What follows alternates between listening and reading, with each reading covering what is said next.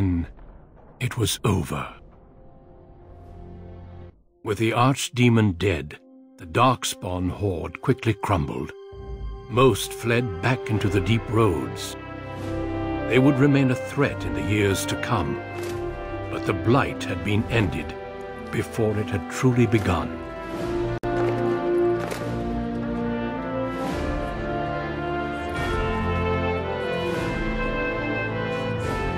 Ferelden had been saved, and the entire kingdom rose up to joyously greet its new king.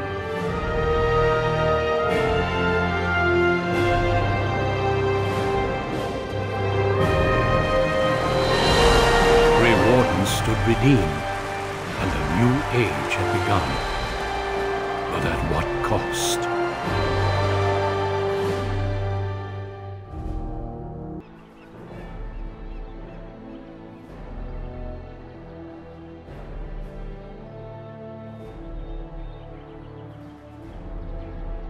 My friends, we are gathered here to pay our respects to the Grey Warden that saved us all.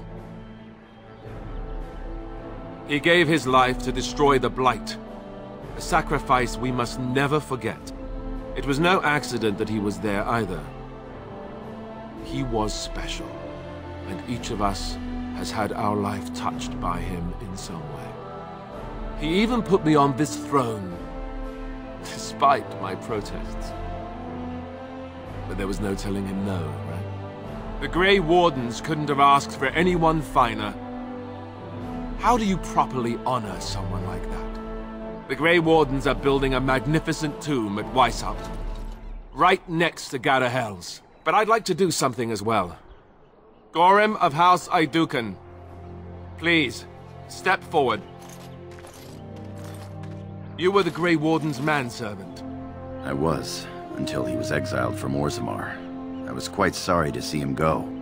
I understand that the king has asked for the body to be sent back to Orzammar. Well, no disrespect meant, but we don't burn our dead. We bury them in the ground, return them to the stone. And the king says that he's to be buried in Orzammar next to his father as an Aeducan. All honors restored. That's good. I've spoken with your king. Ferelden will be sending men to help keep the Darkspawn at bay. We won't ignore the dwarves any longer. Glad to hear it, Your Majesty. Let all know that the Arling of Amaranthine, once the land of Arlhau, is now granted to the Grey Wardens. There, they can rebuild, and hopefully live up to this example. Friends, let us hope that he has gone on to a better place, and that he knows just how thankful we are for what he has done here. He will be missed. Fare you well.